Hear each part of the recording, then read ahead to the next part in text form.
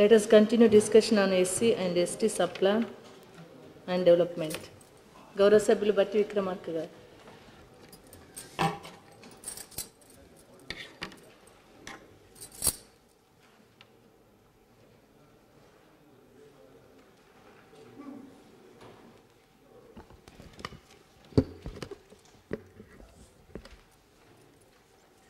అధ్యక్ష,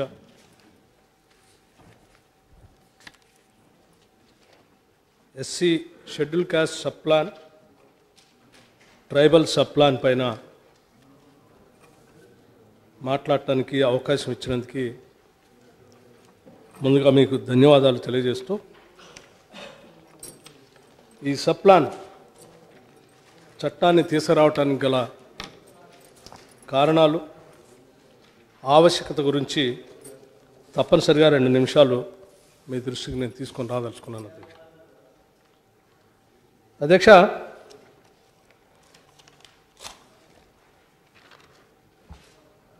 ఈ దేశంలో దళితులకి, గిరిజనులకి తరతరాలుగా ఉండటానికి ఇల్లు కోసం పోరాటం, చదువుకోవటం కోసం ఆరాటం, ఉద్యోగాలు దొరక్క పోరాటం, స్వయం ఉపాధి కోసం ప్రయత్నం చేసుకుందామంటే ఆర్థిక బలం లేకపోవటం వల్ల నిరాశ, నిస్పృహలు, అంతిమంగా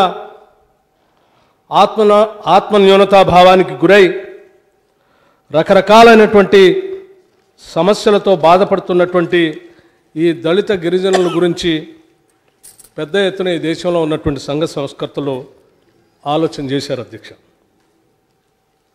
ఆ ఆలోచన నుంచి వచ్చినటువంటిదే అనేక రకాలైనటువంటి పథకాలు, ఆ పథకాల్లోంచి వచ్చినటువంటి స్కీమ్స్. అధ్యక్ష, దాంట్లోంచి ప్రధానంగా మనం ఈరోజు అతి ముఖ్యమైనటువంటి అంశంగా మాట్లాడుకునేటువంటి schedule caste sub plan, schedule tribe sub plan. అధ్యక్ష, దీని గురించి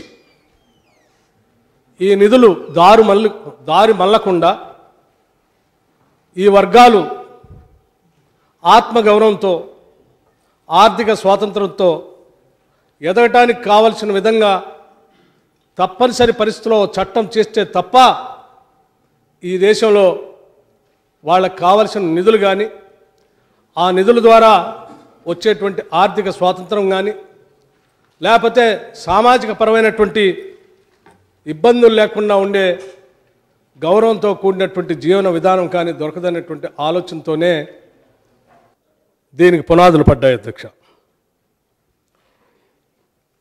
దీని ముందు ఒక విషయం మీ దృష్టికి తప్పనిసరిగా ఈ సందర్భంగా తీసుకొని రావాలని నేను భావిస్తా ఉన్నాను. అధ్యక్ష, ఆత్మగౌరవం, వివక్ష అనేది చాలా ప్రమాదకరమైనటువంటి అంశాలు. అధ్యక్ష,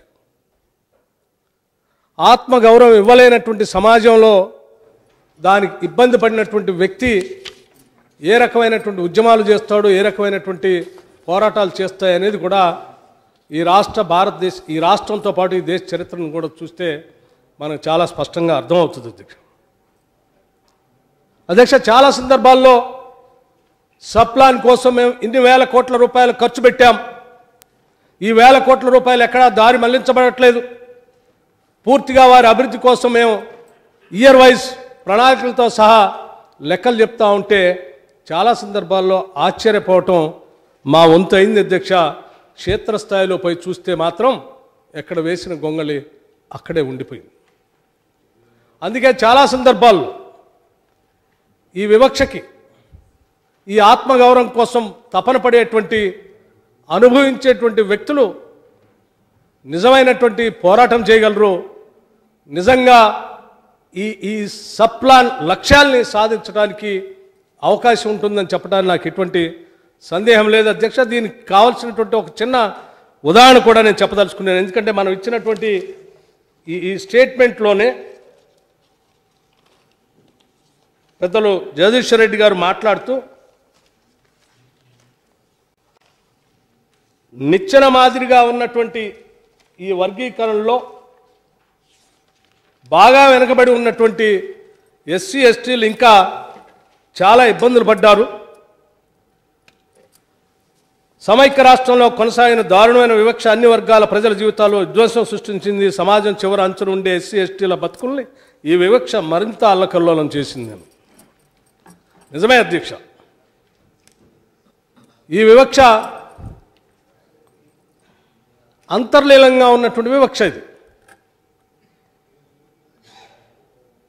ఎంత భయంకరంగా అంతర్లీనంగా ఉంటుందంటే అధ్యక్ష, ఒక ఉదాహరణ ప్రపంచాన్ని యూనిట్గా తీసుకుంటే పూజ్య బాపూజీ మహాత్మా గాంధీ 1893లో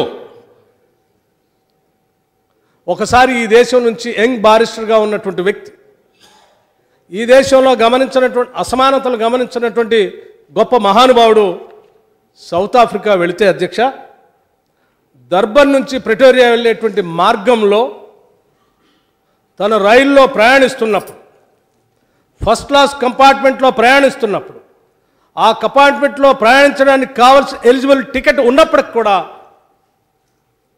పీటర్ మ్యారిస్బర్గ్ అనేటువంటి ఒక రైల్వే స్టేషన్లో అక్కడ ఉన్నటువంటి ఆ టికెట్ కలెక్టర్ వచ్చి,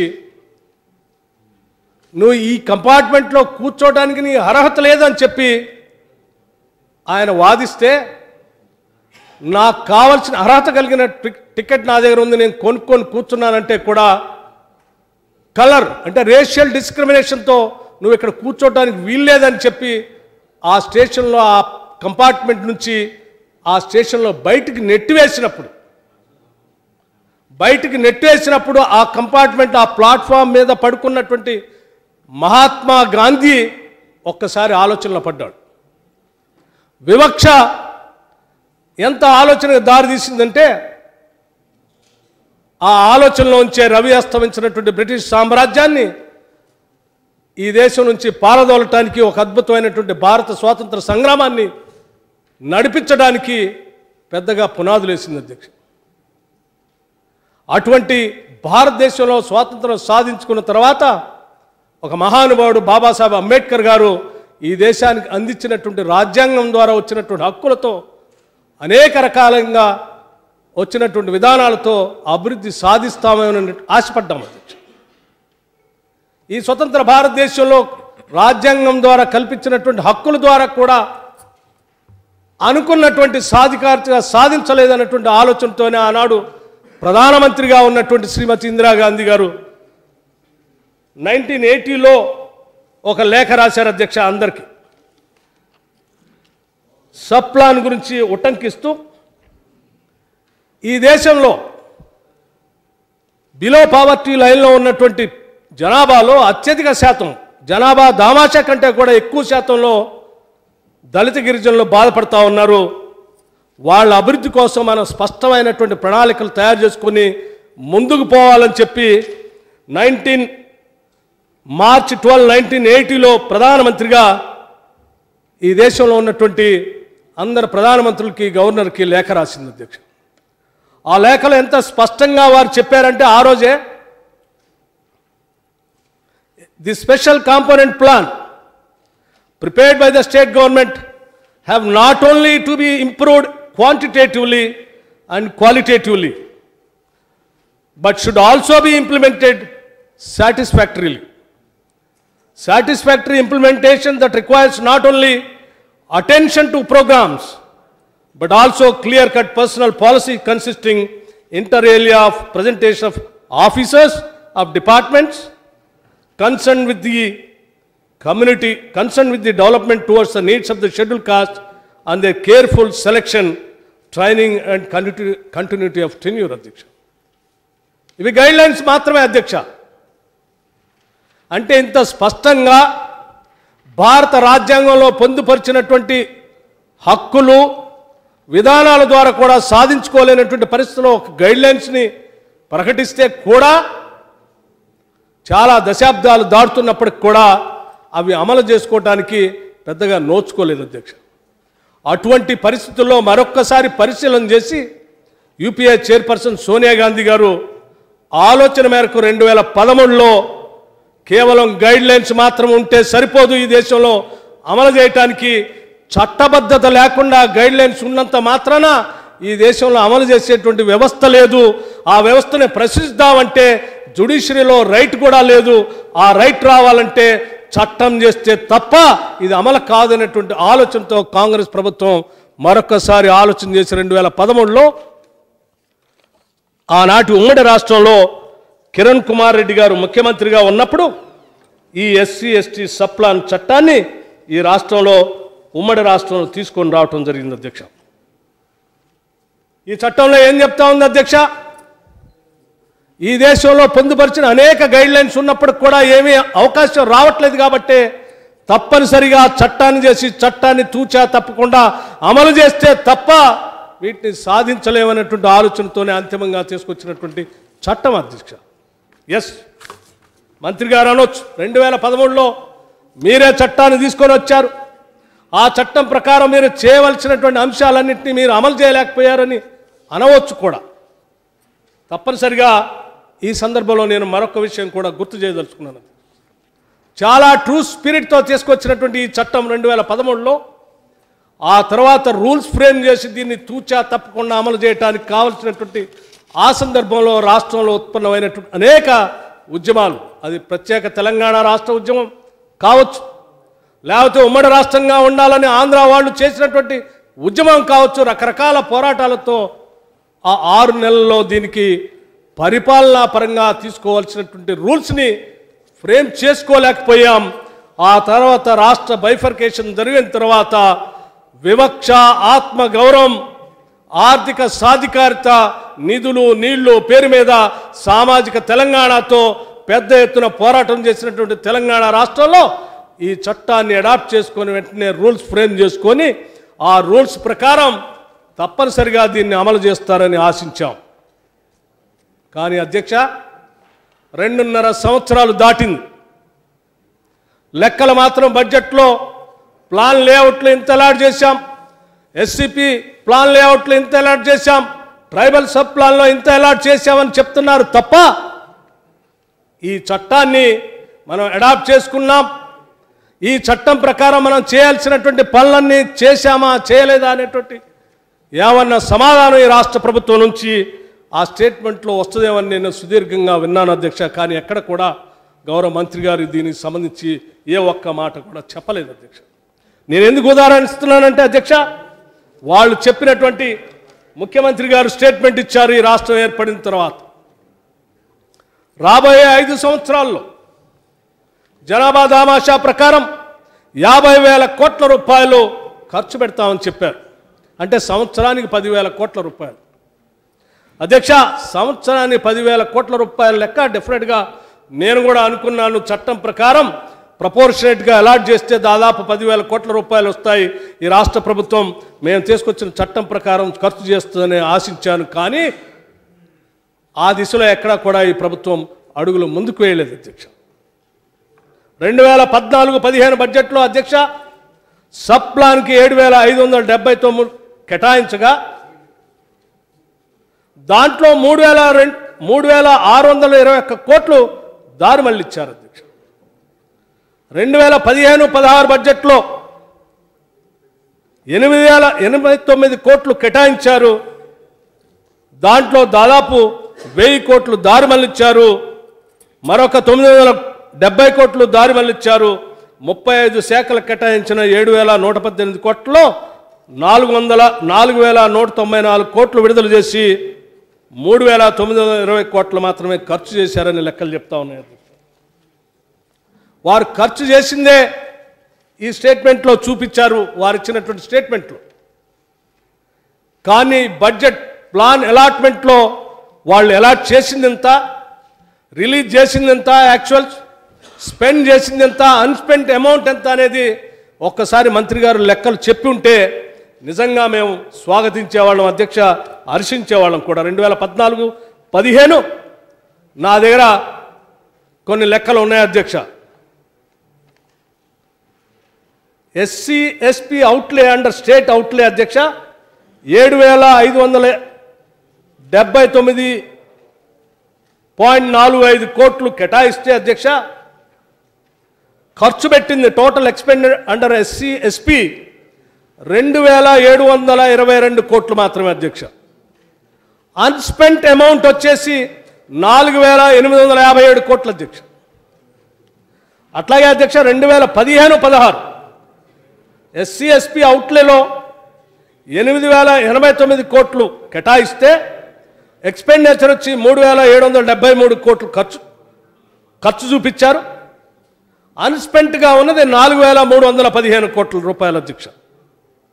2016-17లో 10,483 కోట్ల రూపాయలని ఎస్సీ/ఎస్పీ అవుట్లేలో చూపించి ఎక్స్పెండిచర్గా మాత్రం 2,578.85 కోట్లు మాత్రమే ఖర్చు పెట్టారు అధ్యక్ష. అన్స్పెంట్ అమౌంట్ వచ్చి 7,905 కోట్ల రూపాయలు అధ్యక్ష. అంటే మొత్తం అధ్యక్ష ఈ 2.5 సంవత్సరాల్లో దాదాపు ఎస్సీ/ఎస్పీ అవుట్లే ప్రకారం 26,152 కోట్ల రూపాయలు అవుట్లేలో చూపిస్తూ ఎక్స్పెండిచర్కి వచ్చేసి 9,074 కోట్లుగా చూపిస్తూ అన్స్పెంట్ అమౌంట్ వచ్చి 17,078 కోట్లుగా ఈ లెక్కలు చెప్తా ఉన్నాయి అధ్యక్ష. అంటే అన్స్పెంట్ అమౌంట్ ఇది క్యారీ ఫార్వర్డ్ అయిందా, నాన్ ల్యాప్సబుల్గా ఉందా? చట్టం ప్రకారం మనం స్పెండ్ చేయకపోతే ఆ డబ్బుల్ని నాన్ ల్యాప్సబుల్గా ఉంచి క్యారీ ఫార్వర్డ్ చేసి నెక్స్ట్ బడ్జెట్లో దాన్ని ఆ సప్లాన్లో అలాట్ చేసి యాడ్ చేసి దాన్ని ఖర్చు పెట్టే విధంగా మనం చట్టంలో మాట్లాడుకున్నాం అధ్యక్ష. ఈ చట్టాన్ని కనుక మనం రూల్స్ ఫ్రేమ్ చేసుకొని ఇప్పటికీ మనం దీని చట్టం ప్రకారం అమలు చేసుకొని ఉంటే ₹1 కూడా డీవియేట్ అయ్యేది కాదు, డైవర్ట్ అయ్యేది కాదు అధ్యక్ష. అందుకే నేను మీ ద్వారా ఈ రాష్ట్ర ప్రభుత్వాన్ని నేరుగా అడుగుతా ఉన్నాను, నిజంగా మీకు ఈ రాష్ట్రంలో ఉన్నటువంటి దళిత గిరిజనుల మీద ఏమాత్రం ప్రేమాభిమానాలు ఉన్నా, మీరు చెప్పేది వాస్తవమే అని నమ్మాలన్నా మీరు వెంటనే ఎప్పటికల్లా చట్టం చేసి ఉండేవాళ్ళు, రూల్స్ ఫ్రేమ్ చేసుకుని ఉండేవాళ్ళు, ఆ రూల్స్ ప్రకారం కావాల్సిన అన్నింటిని కూడా ఏర్పాటు చేసుకుని ఉండేవాళ్ళు. అది చేయలేదనేది మాత్రం నేను చాలా స్పష్టంగా మీ ద్వారా ఈ సభ దృష్టికి తీసుకొని రాదలుచుకున్నాను అధ్యక్ష. ఈ చట్టంలో కూడా అధ్యక్ష అనేక రకాలైనటువంటి అంశాలు ఇందులో పొందుపరిచారు అధ్యక్ష. చాప్టర్ 5 ఇన్స్టిట్యూషనల్ అరేంజ్మెంట్స్ చట్టం చేసిన తర్వాత తీసుకోవాల్సినటువంటి అంశాల గురించి ఇన్స్టిట్యూషనల్ అరేంజ్మెంట్స్ అధ్యక్ష. చాప్టర్ 5లో పాయింట్ నెంబర్ 16లో state council for development of schedule caste schedule tribes అధ్యక్ష, ముఖ్యమంత్రి గారి స్థాయిలో వారు చైర్మన్గా ఉంటూ ఈ రాష్ట్రంలో వెల్ఫేర్ యాక్టివిటీకి సంబంధించినటువంటి మంత్రులందరినీ సభ్యులుగా చేర్చుతూ state council for schedule caste sub plan కోసం ఏర్పాటు చేసుకోవాల్సినటువంటి అవసరం ఉండింది అధ్యక్ష. కానీ ఎందుకో ఇంతవరకు ఈ రాష్ట్ర ప్రభుత్వం ఆ పని చేయలేదు అధ్యక్ష. స్టేట్ కౌన్సిల్ ఏర్పాటు చేసుకోవటం కాదు, కనీసం సంవత్సరానికి 2 సార్లు కూర్చొని ఈ స్టేట్ కౌన్సిల్ డిపార్ట్మెంట్స్ ద్వారా ఆయా మంత్రుల ద్వారా తీసుకున్నటువంటి అనేక అంశాలు అలాట్మెంట్ నోడల్ ఏజెన్సీ ద్వారా వాళ్ళు తయారు చేసినటువంటి యాక్షన్ ప్లాన్ని, ఆ యాక్షన్ ప్లాన్ని ఒక్కసారి వీరు పరిశీలన చేసి దాన్ని శాంక్షన్ చేయవలసినటువంటి అవసరం ఉండేది అధ్యక్ష. కానీ అది అధ్యక్ష అటువంటిది ఏమీ జరగలేదు. నోడల్ ఏజెన్సీ లేదు, నోడల్ డిపార్ట్మెంట్స్ లేవు, స్టేట్ కౌన్సిల్ లేదు, దీని మీద రివ్యూ లేదు, ఏమీ జరగకుండా పూర్తిగా వదిలేస్తా ఉన్నారు అధ్యక్ష. నేను చెప్పదలుచుకున్నాను, ఇంప్లిమెంటేషన్ చాలా బలహీనంగా ఉంది అధ్యక్ష. ఈ చట్టాన్ని మనం రూల్స్ ఫ్రేమ్ చేసుకొని అమలు చేసుకోకపోవటం వల్ల అధ్యక్ష, ఒకసారి దీన్ని అమలు చేయటానికి ఈ చట్టం ప్రకారం ఫైనాన్స్ డిపార్ట్మెంట్లోనే ఒక స్పెషల్ సెక్రటరీని కూడా అపాయింట్ చేసుకోవాల్సినటువంటి అవసరం ఉంది అధ్యక్ష. చాప్టర్ 4 పాయింట్ నెంబర్ 14లో there shall be an exclusive secretary finance in finance department for performing the functions relating to budget implementation and allocation according to the provisions of this Act within the overall discipline of the ways and means positions as determined by the Finance Department. ఇది కోల్పోయాం అధ్యక్ష, లేనే లేదు అధ్యక్ష. అంతేకాదు వాటితో పాటు at least 6 నెలల ముందు, బడ్జెట్ ప్రిపరేషన్ కంటే ముందు 6 నెలల ముందు ఈ ఫంక్షన్స్ నోడల్ ఏజెన్సీ ఈ చట్టాన్ని చేసుంటే 6 నెలల ముందే అన్ని డిపార్ట్మెంటల్ హెడ్స్ ద్వారా ఆయా శాఖల్లో కావలసిన విధంగా ఈ schedule caste sub plan, tribal sub plan ప్రకారం ఎస్టిమేషన్స్ అన్ని తయారు చేసేటువంటి యాక్టివిటీ కూడా జరిగి ఉండేది. కానీ అది కూడా జరగలేదు అధ్యక్ష. అది మినిమం ఈ చట్టంలో కూడా నేను ఉన్నటువంటి అంశాలను కూడా చెప్పదలుచుకున్నాను అధ్యక్ష. అది అలాట్మెంట్ చేయటం ఒక్కటే కాదు, దానితో పాటు అధ్యక్ష ఇది ఇంప్లిమెంట్ అవుతుందా లేదా అని చూడటం కోసం కూడా అధ్యక్ష చాప్టర్ 5లో ఇది ఇంప్లిమెంట్ అవుతుందా, ఈ లెక్కలు సరిగా ఉన్నాయా, రాష్ట్ర ప్రభుత్వం చేసేదంతా సక్రమంగా ఖర్చు చేస్తున్నారా లేదా అని చెప్పడం కోసం ఒక సోషల్ ఆడిట్ అనేటువంటి విధానాన్ని కూడా ఈ చట్టంలో చాలా స్పష్టంగా పొందుపరిచారు అధ్యక్ష. చాప్టర్ 5 పాయింట్ నెంబర్ 8లో facilitate at least annual social auditing of the expenditure of scheduled caste sub-plan, tribal sub-plan funds and facilitate analysis of the department in human development index against the projections for the state and district అధ్యక్ష. ఈ రాష్ట్రంలో ఉన్నటువంటి వివిధ రకాలైనటువంటి శాఖల్లో, వివిధ రకాలైనటువంటి రంగాల్లో జరుగుతున్నటువంటి అభివృద్ధికి పోల్చుతూ ఆ గ్యాప్ ఇండెక్స్ని, డెవలప్మెంట్ గ్యాప్ని ఎప్పటికప్పుడు సోషల్ ఆడిట్ చేస్తూ ఆ గ్యాప్ ఫిల్ చేయడం కోసం కావాల్సిన చర్యలు కూడా తీసుకోవడం కోసం ఈ చట్టంలో చాలా స్పష్టంగా పొందుపరిచారు అధ్యక్ష. అధ్యక్ష, మంత్రి గారు చెప్తూ చాలా అంశాల్లో బలహీన వర్గాలకి, పేదవాళ్ళకి సంబంధించిన అనేక స్కీమ్స్లో పెద్ద ఎత్తున రాష్ట్ర ప్రభుత్వం తీసుకుంది. దాంట్లో దాదాపు పెద్ద ఎత్తున ఎస్సీ ఎస్టీలే లబ్ధి పొందుతా ఉన్నారు అని చెప్తా ఉన్నారు. నేను చెప్తా ఉన్నాను అధ్యక్ష, ఇవన్నీ జనరల్ స్కీమ్స్ ఇవన్నీ చట్టం ప్రకారం ప్రత్యేకంగా టార్గెట్ గ్రూప్ కోసం మీరు స్కీమ్స్ వర్కౌట్ చేయాల్సినటువంటి అంశం చట్టంలో చాలా స్పష్టంగా అధ్యక్ష.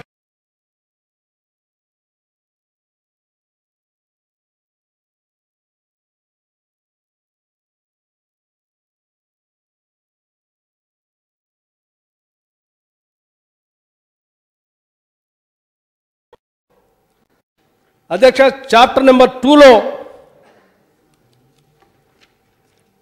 schemes to be included under the scheduled caste sub-plans and tribal sub-plans headlo adhyaksha. Schemes that secure direct and quantifiable benefits to the scheduled caste, scheduled tribe individuals, or scheduled caste, scheduled tribe households, or scheduled caste, scheduled tribe habitations, or tribal areas, and that have the potential to bridge the gaps in development following the norms laid down in this act and the rules made thereunder adhyaksha. ఇటువంటి ప్రత్యేకమైనటువంటి schemes కూడా దీనికోసం ఏం చేసినటువంటి దాఖలా లేవు అధ్యక్ష. నాకు తెలియక అడుగుతా ఉన్నాను, ఎందుకు ఈ రాష్ట్ర ప్రభుత్వం ఈ చట్టానికి సంబంధించినటువంటి దాన్ని ఇంటోటోగా అమలు చేస్తూ, రూల్స్ ఫ్రేమ్ చేస్తూ దీన్ని ఎందుకు ఫాలో కావట్లేదని సూటిగా మీ ద్వారా నేను వారిని అడుగుతా ఉన్నాను. ప్రభుత్వాలు వస్తుండొచ్చు, పోతూ ఉండవచ్చు. అనేక దశాబ్దాలుగా ఈ దేశంలో, రాష్ట్రంలో ఉన్నటువంటి ప్రభుత్వాలు వీళ్ళకి చేయాలని వాళ్ళకి నచ్చినట్టుగా, ఒక్కొక్క ముఖ్యమంత్రి నచ్చితే పెద్ద మొత్తంలో ఖర్చు పెడతాడు, ఒక్కొక్క ప్రభుత్వానికి ఇష్టం లేకపోతే అసలు ఖర్చే ఉండదు. కానీ ఎవరు వచ్చినా, ఎవరు పోయినా, ఎవరు ఉన్నా, ఎవరు లేకపోయినా ఈ చట్టం ప్రకారం ఈ నదుల్ని తప్పనిసరిగా ఖర్చు పెట్టాలి అనేటువంటి ఒక అద్భుతమైనటువంటి చట్టాన్ని ఆనాడు కాంగ్రెస్ ప్రభుత్వం తీసుకొని వస్తే ఆ చట్టాన్ని మీరు ఎందుకు నీరుగారుస్తూ ఉన్నారు, ఆ చట్టాన్ని ఎందుకు అమలు చేయట్లేదని నేను మీ ద్వారా ఈ రాష్ట్ర ప్రభుత్వాన్ని సూటిగా అడగదలుచుకున్నాను అధ్యక్ష. అధ్యక్ష, వీరు చెప్తూ ఈ చట్టంతో పాటు ఉన్నటువంటి అనేక అంశాలు ఇంకా కొన్ని పొందుపరిచారు అధ్యక్ష.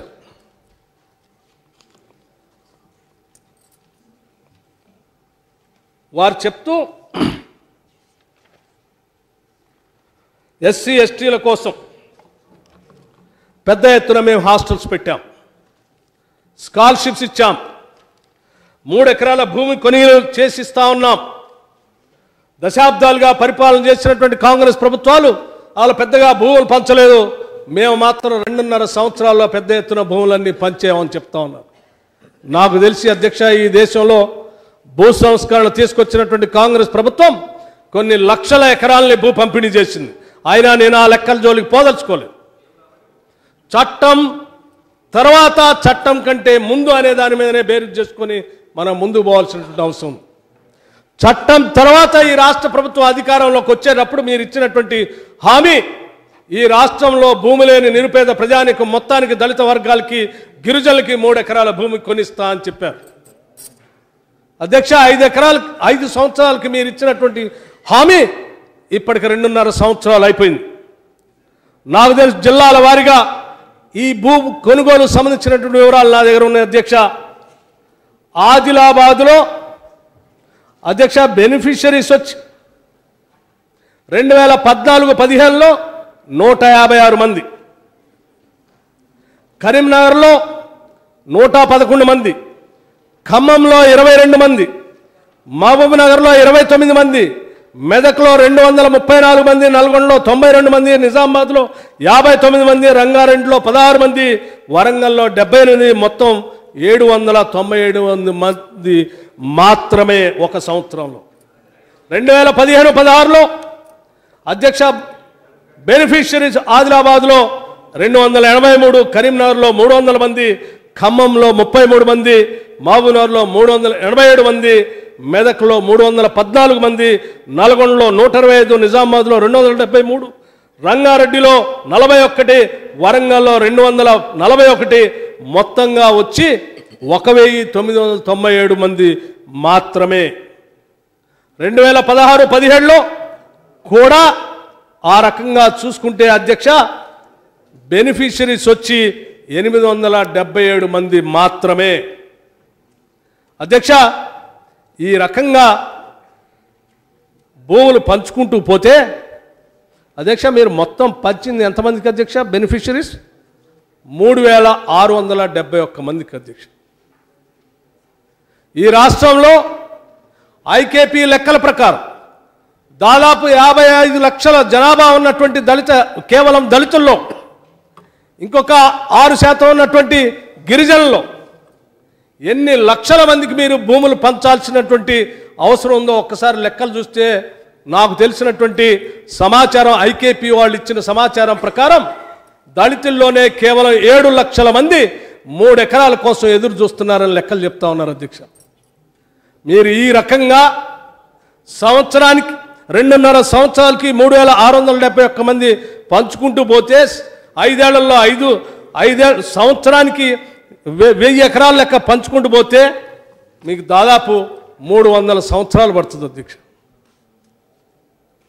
అట్లా కాకుండా ఇంకో రకంగా లెక్కేసినా కానీ అదొక 150 సంవత్సరాలు పడుతుంది అధ్యక్ష.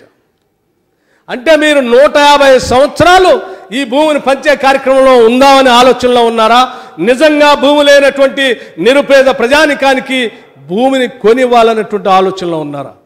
మిత్రులు మాట్లాడుతూ భూమిని ఒక్కటే ఇవ్వటం కాదు, భూమి కొనుగోలుతో పాటు భూమి అభివృద్ధి కోసం కావాల్సిన అన్నీ కూడా ఇంటర్లింక్ చేసిస్తానని చెప్పారు. చాలా సంతోషం.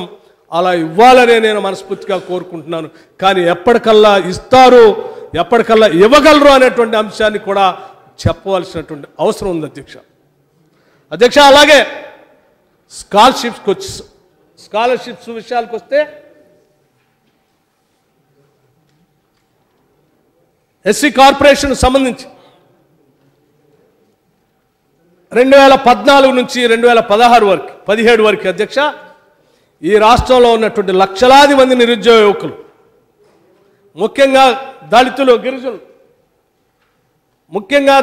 గిరిజనులు ఎస్సీ ఫైనాన్స్ కార్పొరేషన్ నుంచి లోన్లు వస్తాయి, ఉపాధి దొరుకుతుంది, మేము నిలబడతాం, బతుకుతాం అనేటువంటి ఆశతో పెద్ద ఎత్తున అప్లికేషన్లు పెట్టుకుంటే నాకు తెలిసి దాదాపు 2.5 లక్షల మంది నిరుద్యోగ యువకులు ఎస్సీ కార్పొరేషన్ ద్వారా ఈ రాష్ట్రంలో అప్లికేషన్లు పెట్టుకున్నట్టుగా లెక్కలు చెప్తా ఉన్నాయి అధ్యక్ష.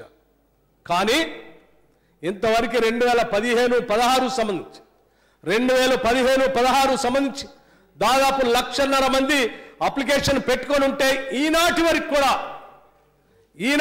కూడా వాళ్ళకి సబ్సిడీ అమౌంట్ రిలీజ్ చేయకపోవటం వల్ల పెద్ద ఎత్తున ఆఫీసుల చుట్టూ చెప్పులు అరిగిపోయేటట్టు తిరిగి ఇబ్బంది పడుతున్నటువంటి మాట ఈ రాష్ట్రంలో జరుగుతున్నటువంటి మాట వాస్తవం అధ్యక్ష. అలాగే అధ్యక్ష, ఇంకా స్కాలర్షిప్స్కి వచ్చి దేశం నుంచి కొన్ని స్కాలర్షిప్స్ వస్తాయి అధ్యక్ష. భారతదేశం కేంద్ర ప్రభుత్వం నుంచి మీరిచ్చే స్కాలర్షిప్స్ ఫీజు రియంబర్స్మెంట్ ఎట్లాగూ ఇవ్వట్లేదు. కనీసం కేంద్ర ప్రభుత్వం నుంచి వచ్చేటువంటి ఫీజు రియంబర్స్మెంట్ అయినా ఇస్తారు అంటే వాటిని కూడా సంవత్సరం నుంచి పెండింగ్ పెట్టుకొని వాళ్ళని ఇబ్బంది పెడతా ఉన్నారు అధ్యక్ష. అంటే ఏ రకంగా చూసినా కానీ ఈ రాష్ట్రంలో అధ్యక్ష ఈ రాష్ట్రంలో చట్టం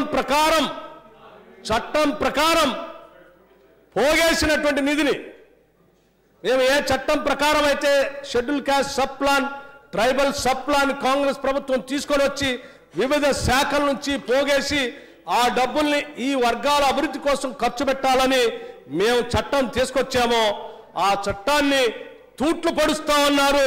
ఆ నిధుల్ని ఖర్చు పెట్టట్లేదు, దారి మళ్లిస్తా ఉన్నారు.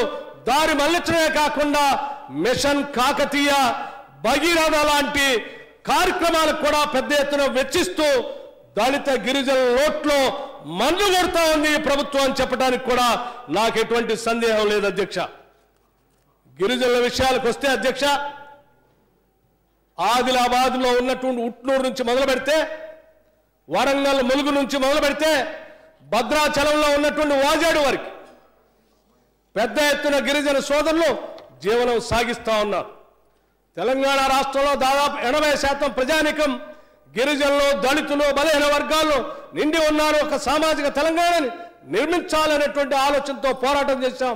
ఆ రకంగానే సాధించి తెచ్చుకున్నాం అని పెద్ద ఎత్తున పెద్దలు చెప్తా ఉంటారు గౌరవ ముఖ్యమంత్రి చంద్రశేఖరరావు గారు. కానీ వారి చేతల్లో మాత్రం ఎక్కడ అటువంటి సామాజిక న్యాయం ఈ రాష్ట్రంలో జరగట్లేదని చెప్పడానికి నాకు ఎటువంటి సందేహం లేదు అధ్యక్ష.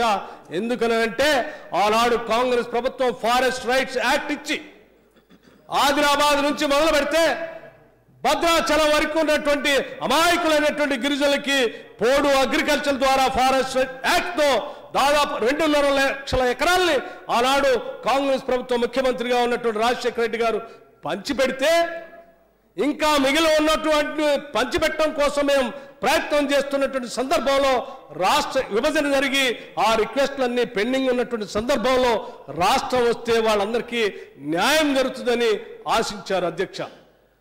కానీ ఈ పోడు భూములన్నీ కూడా మీరు చెప్పినటువంటి హరితహారంలో ఆవిరైపోయే అధ్యక్ష.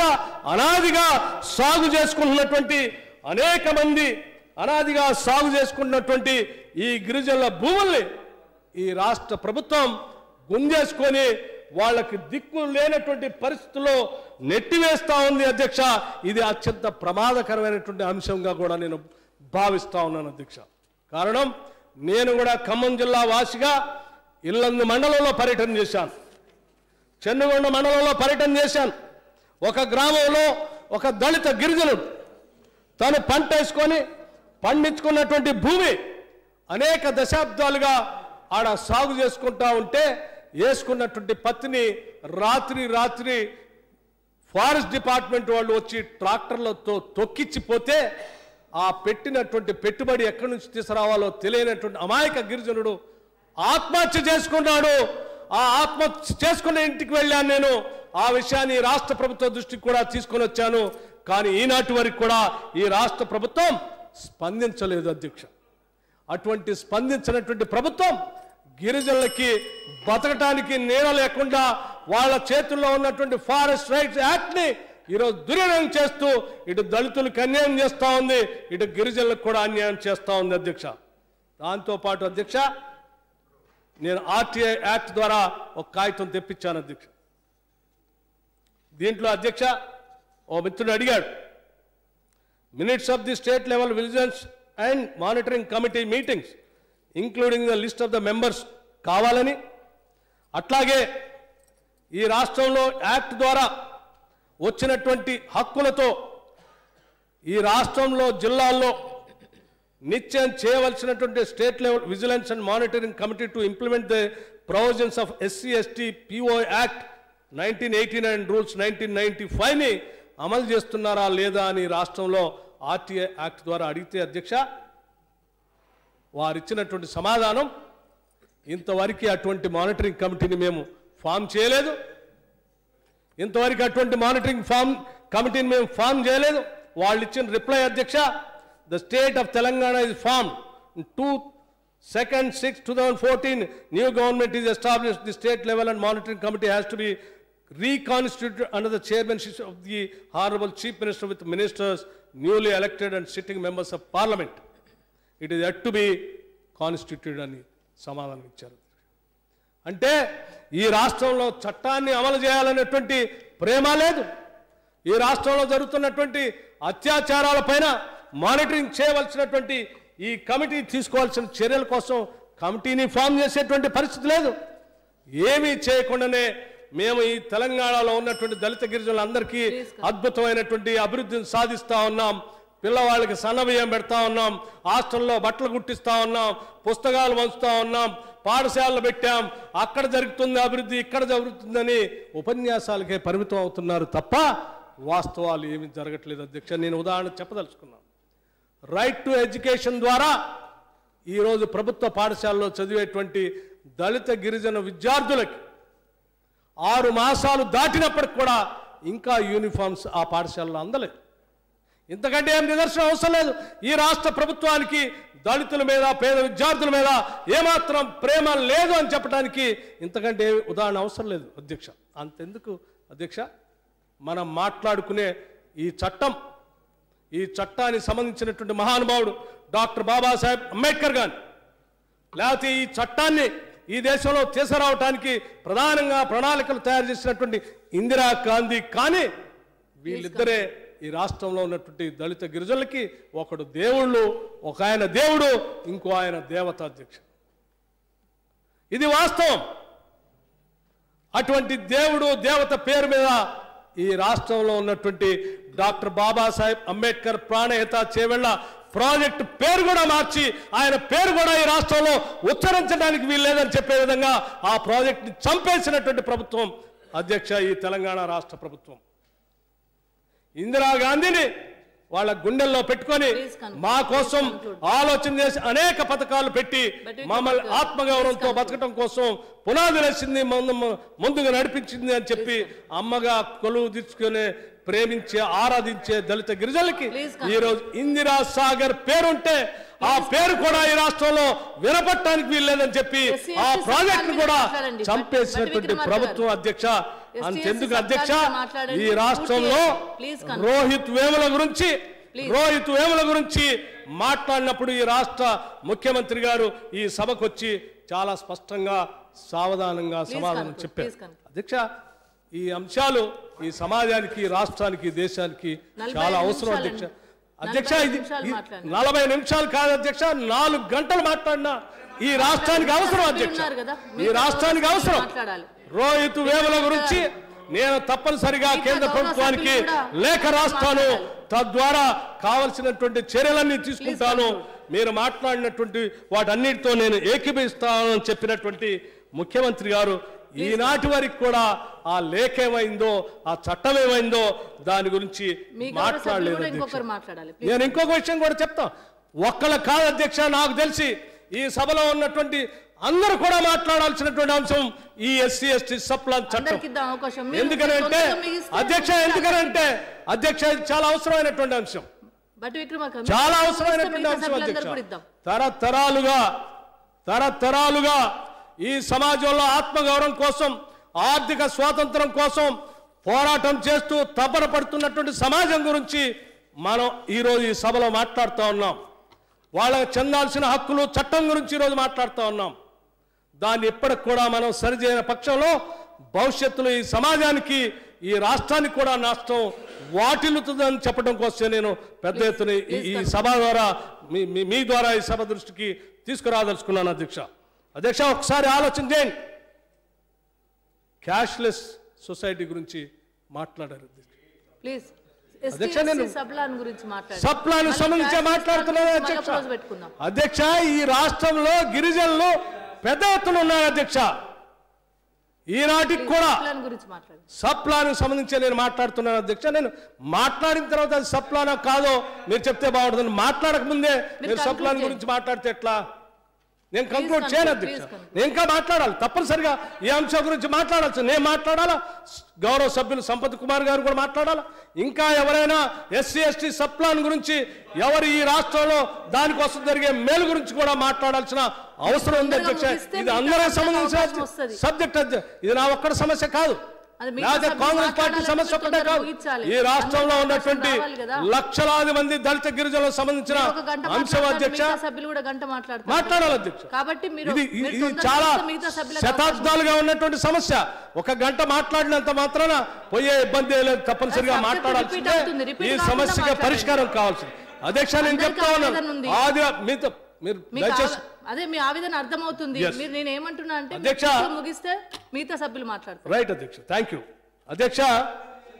అధ్యక్ష ఆదిలాబాద్ నుంచి ఆదిలాబాద్లో ఉన్నటువంటి గిరిజనులు, భద్రాచలం వాజేడు వెంకటాపురం దగ్గర ఉన్నటువంటి గిరిజనులు ఇంకా కూడా వాళ్ళ వస్తు మార్పిడి బార్టర్ సిస్టమ్ ద్వారానే జరుగుతూ ఉంది అధ్యక్ష. ఉప్పు కోసం, మిరపకాయ కోసం, చింతపండు కోసం, బియ్యం కోసం, పప్పు కోసం ఆ అడవిలో పండేటువంటి వస్తువులను సేకరించి ఆయా సంతలకు తీసుకొని వచ్చి వస్తు మార్పిడి చేసుకొని వాళ్ళకి కావాల్సినవి తీసుకొని పోతా ఉన్నటువంటి విషయాన్ని రాష్ట్ర ప్రభుత్వం విస్మరిస్తే చాలా ప్రమాదం అని చెప్తా ఉన్నాను అధ్యక్ష. అటువంటి ప్రజానికాన్ని కూడా ఈ రాష్ట్రంలో మనసులో పెట్టుకొని వాళ్ళ గురించి కూడా ఆలోచన చేయవలసినటువంటి అవసరం. ఇంకా బార్టర్ సిస్టంలోనే ఉన్నటువంటి ఆ గిరిజనుల్ని క్యాష్లోకే ఇంకా రాకముందే క్యాష్లెస్ సొసైటీలోకి తీసుకొని పోదాం, ఈ రాష్ట్రాన్ని అద్భుతాలు జరుగుతాయని భావిస్తే వాళ్ళ గురించి మనం ఆలోచన చేయట్లేదు అనేటువంటి భావం నాకు కలుగుతూ ఉంది అధ్యక్ష. దయచేసి మీ ద్వారా ఈ రాష్ట్ర ప్రభుత్వానికి తప్పనిసరిగా నేను ఒక విషయం చెప్పదలుచుకున్నాను. ఆలోచన చేయండి. ఇటువంటి దళితుల కోసం, గిరిజనుల కోసం మనం తీసుకొచ్చేటువంటి చట్టాలు, స్కీమ్స్ నిజంగా వాళ్ళకు ఉపయోగపడతాయా? వాళ్ళ ఆత్మగౌరవాన్ని నిలబెట్టడానికి ఉపయోగపడతాయా? ఆర్థికంగా నిలదొక్కుకోవడానికి ఉపయోగపడతాయా అనే అంశం మనం లోతుకు వెళ్ళకపోతే అధ్యక్ష, నేను ఎందుకు చెప్తా ఉన్నానంటే ఈ భారతదేశ స్వాతంత్రం కూడా రేషియల్ డిస్క్రిమినేషన్ ద్వారానే ఈ దేశానికి స్వాతంత్రం వచ్చింది. బ్రిటిష్ వాళ్ళు చూపిస్తున్నటువంటి రేషియల్ డిస్క్రిమినేషన్ ద్వారానే వాళ్ళకు వ్యతిరేకంగా పోరాటం చేసి ఈ జాతి స్వాతంత్రం సాధించుకున్నాం. అట్లాగే ఈ రాష్ట్రం కూడా ఉమ్మడి రాష్ట్రంలో ఆనాడు తెలంగాణలో ఉన్నటువంటి ప్రజానీకం వివక్షకు గురవుతున్నారు, ఆర్థిక దోపిడికి గురవుతున్నారని చెప్పి పోరాటం చేసి తెచ్చుకున్నటువంటి తెలంగాణ రాష్ట్రంలో ఈ వర్గాలు ఇంకా దోపిడికి గురవుతా ఉంటే చూస్తూ ఊరుకోవటానికి కాంగ్రెస్ పార్టీ సిద్ధంగా లేదు. ఆ వర్గాల కోసం ఏ రకంగా అయితే ఆనాడు మహాత్మా గాంధీ, ఇందిరాగాంధీ, సోనియా గాంధీ ఆనాటి కాంగ్రెస్ ఉమ్మడి ప్రభుత్వం తీసుకొచ్చినటువంటి చట్టం ఏదైతే ఉందో ఆ చట్టాన్ని తూచా తప్పకుండా మీరు అమలు చేయాలి. ఎందుకు అమలు చేయలేదో కూడా కారణం చాలా స్పష్టంగా ఈ సభ చెప్పాలి. ఈ సభ ద్వారా రాష్ట్ర ప్రజానికానికి కూడా తెలియాల్సిన అవసరం ఉందని చెప్పి ఈ సందర్భంగా మీ ద్వారా ఈ రాష్ట్ర ప్రభుత్వాన్ని తెలియజేస్తూ సెలవు తీసుకుంటున్నాం. గౌరవ సభ్యులు వెంకట